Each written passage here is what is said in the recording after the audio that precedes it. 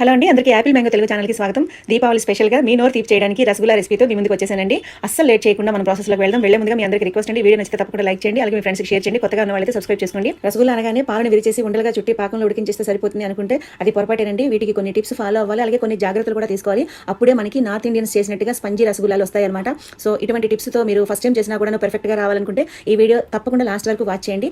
ఇక్కడ నేను పాలు అనేవి ఎక్కువగా తీసుకున్నానండి, అంటే 2 పాల ప్యాకెట్లు తీసుకున్నాను, కానీ మీకు మెజర్మెంట్స్ ఒక పాల ప్యాకెట్గా చెప్తానండి. ఎందుకంటే ఇందులో సగం పార్ట్ నేను సందేశ్ చేశాను అనమాట. సో అందుకని నేను మీకు లీటర్ పాల ప్యాకెట్ చెప్పడం లేదు, అర లీటర్ పాల ప్యాకెట్ మాత్రమే మీకు ఇక్కడ నేను క్వాంటిటీ అనేది చెప్తాను అనమాట. ముందుగా ఒక మందపాటి గిన్నె తీసుకుని అందులో పాలు తీసుకొని చిన్న మంట మీద మనం మరిగించుకోవాలండి. స్వచ్ఛమైన ఆవు పాలు దొరికితే తప్పకుండా వాటితో ట్రై చేయండి. పాలు పలచగా ఉన్నా కానీ, అంటే ఆవు పాలు పలచగా ఉంటాయి కొద్దిగా, కానీ మీకు ఆ రసగుల్లా అనేది చాలా పర్ఫెక్ట్గా స్పంజీగా చాలా బాగా వస్తుందండి. ఒకవేళ గేదె పాలు కానీ ప్యాకెట్ పాలు అయితే మాత్రం చిక్కటివి ఫుల్ క్రీమ్ తీసుకోండి. అలాగే ఈ పాలు మరుగుతుండేలోగానే నేను నిమ్మరసం తీసి పెట్టుకుంటానండి. మనం ఎంత నిమ్మరసం తీసుకున్నామో, అంటే ఎన్ని స్పూన్లు నిమ్మరసం తీసుకుంటే అన్ని స్పూన్ల నీళ్లు తీసుకోవాలన్నమాట.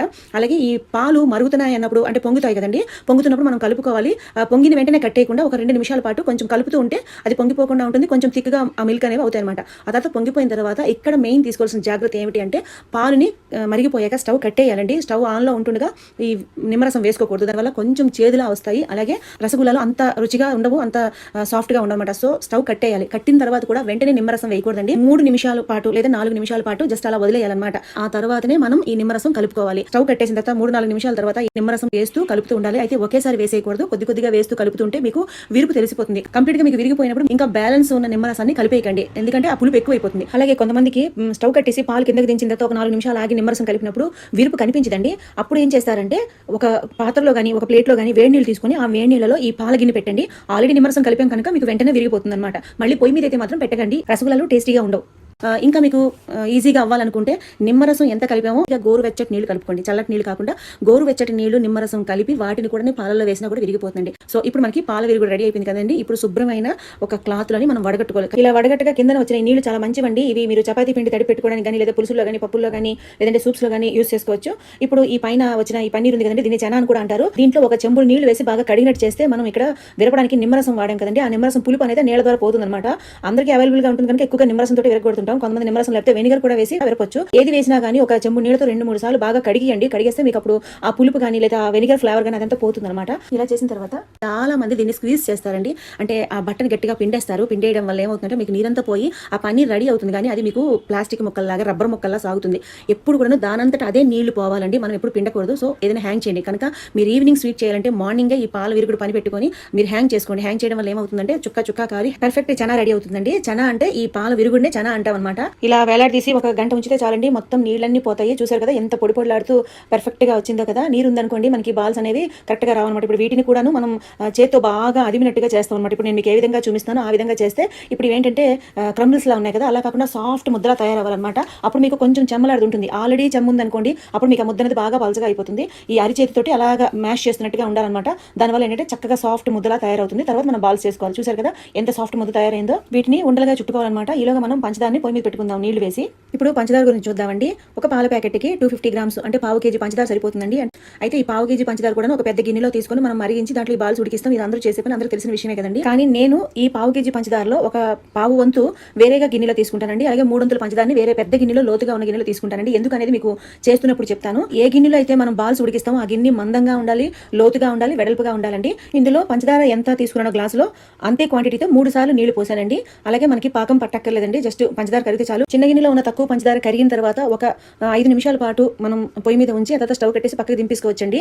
ఇక పెద్ద గిన్నెలో ఉన్న పంచదార మాత్రం అది కరిగిపోయినా కానీ పొయ్యి మీదే మనకి స్టవ్ ఆన్లోనే ఉండాలన్నమాట. అది బాగా మరుగుతూ ఉంటుండగానే మనం ఈ ఉండలు వేసుకోవాలి. ఇక ఇప్పుడు మనం ఉండలు కూడా చేసుకుందామండి. ఈ ఉండలు చుట్టినప్పుడు కూడాను పైన లూజ్గా చుట్టారనుకోండి, వేడి పంచదార నీళ్ళలో వేయగానే విచ్చిపోతాయి అనమాట. అలా కాకుండా మధ్యలో ఎలా నేను అణిచిపెట్టి చేస్తున్నానో చూడండి, బాగా అణిచినట్టుగా చేసి ఆ తర్వాత మీరు ఉండ చుట్టారనుకోండి, అప్పుడు మీకు ఎటువంటి క్రాక్స్ లేకుండా ఉండ వస్తుంది. అలాగే మీరు ఆ పంచదార నీళ్ళలో వేసినా కానీ అస్సలు బ్రేక్ అవ్వనమాట, చక్కగా రౌండ్ షేప్ లోనే ఉంటాయి అనమాట. కాస్త చిన్నగా ఉండలు చేసుకుంటే మంచిదండి. ఇవి బాయిల్ అయినప్పుడు ఏంటంటే డబుల్ సైజులో ఉబ్బుతాయి అనమాట. కనుక పెద్దగా కాకుండా చిన్న చేసుకుంటే బాగుంటుంది. అన్ని ఉండలు చేసుకున్నానండి. ఇప్పుడు మన పంచదార కరిగిపోయి నీళ్లు రెడీగా ఉన్నాయి కదండి. ఇప్పుడు మనం మంటని హై నుంచి మీడియంలో పెట్టుకోవాలి. తక్కువ మంట పెట్టకూడదు, హైలో ఉండకూడదు, మీడియంలో పెట్టుకోవాలి. అలాగే ఉండ ఒకటి వేసినప్పుడు నెమ్మదిగా ఉండ వేసి అది వేసిన జస్ట్ ఒక అర నిమిషం తర్వాత ఇంకో ఉండ వేయాలండి. అది కూడా కాస్త దూరంగా వేయాలి. అలాంటప్పుడు మీకు ఒకదానికి ఒకటి తగలవు, అలాగే అవి పగిలిపోకుండా ఉంటాయి అనమాట. ఇలా కొన్ని ఉండలు వేసిన తర్వాత దీన్ని ఇంచుమించు 10 నిమిషాల పాటు ఉడికించుకోవాలండి. చిన్న మంట ఉండకూడదండి, మీడియం ఫ్లేమ్ లో ఉండాలి. మూత పెట్టుకోవాలనుకుంటే మాత్రం కంప్లీట్ గా మూత పెట్టకండి. పెట్టకండి. మూత పెడితే కొంచెం వేగంగా కుక్ అవుతాయి అనమాట. కంప్లీట్గా మూత పెట్టేస్తే పొంగిపోతుంది కనుక కొంచెం గ్యాప్ ఇచ్చి మూత పెట్టుకోవాలి. ఒక 10 నిమిషాల తర్వాత మూత తీసి వాటిని కిందికి పైకి చేయాలండి. ఎందుకంటే ఒక పక్క కుక్ అయి ఉంటుంది కదా, ఇంకో పక్క కూడా కుక్ అవ్వాలన్నమాట.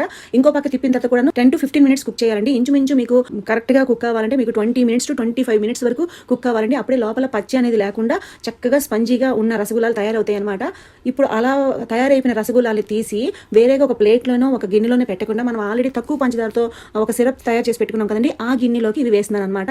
ఎందుకు ఇలా వేస్తున్నాను అంటే మనం చేసిన రసగుల్లా ఉండలన్నీ కూడా, మనం చేసిన బాల్స్ అన్నీ కూడాను ఒకేసారి పెద్ద గిన్నెలో వేసి కుక్ చేస్తే అవి పగిలిపోయే అవకాశం ఉందండి. అలా కాకుండా కొన్ని ఉండలు వేసి ఉడికించి ఆ వాయి ఉడికిపోయిన తర్వాత రెండో వాయి వేసినప్పుడు ఈ ముందుగా ఉడికిన ఉండల్ని తీసి ఒక ప్లేట్లోనో బేసిన్లో పెట్టకుండా వేరేగా సిరప్ ఉన్న గిన్నెలోకి తీసుకున్నాం అనుకోండి, అది చక్కగా రెండోసారి కూడా షుగర్ సిరప్లో నాని మంచి జ్యూసీగా లోపల వరకు కూడాను ఈ షుగర్ సిరప్ అనేది వెళ్ళి చాలా టేస్టీగా ఉంటాయి అనమాట. అందుకని 2 గిన్నెలో పెట్టుకున్నాను. లేదు మేము కొద్దిగా చేసుకుంటాం, పెద్ద గిన్నె పెట్టుకుంటాం అని అనుకుంటే మీరు మొత్తం పంచదార కూడా ఒకే గిన్నెలో వేసి కుక్ చేసేసుకొని అలా వదిలేయొచ్చండి.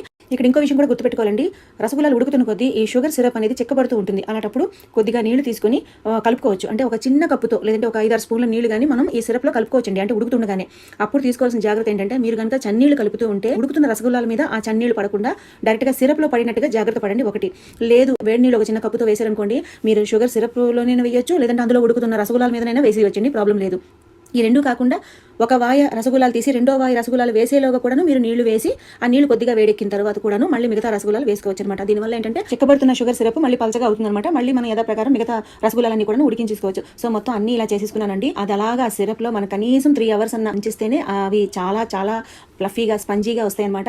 ఉత్త పాల విరుగుడుతో చేస్తే స్పంజీ రసగుల్లా అంటారు. దీంట్లో కాస్త ఒక హాఫ్ స్పూన్ కానీ ఒక స్పూన్ కానీ గోధుమను ఒక కలిపినా లేదా మైదా పిండి కలిపినా లేదంటే కార్న్ఫ్లోర్ కలిపి చేసినా వాటిని రసగుల్లాలు అంటారండి. స్పంజీ రసగుల్లా అనేది చేయడం కష్టం. ఇందులో మనం ఏమీ కలపం, కేవలం పాల విరుగుడుతోటే. కానీ దీని టేస్ట్ దేనికి రాదనమాట, అంత బాగుంటుంది.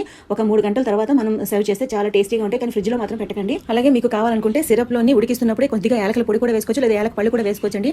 ఓకే ఫ్రెండ్స్, చూసారుగా ఎంత స్పంజీగా ఉన్న రసగుల్లాలు వచ్చాయో. ఇలా నేను చెప్పినట్టుగా స్టెప్ బై స్టెప్ ఫాలో అయ్యారనుకోండి, మీకు అసలు ఫెయిల్ అయ్యే ఛాన్సే లేకుండా అంత పర్ఫెక్ట్గా వస్తాయన్నమాట. సో రేపు దీపావళికి ట్రై చేసి ఎలా వచ్చిందో నాకు తెలియపరచండి.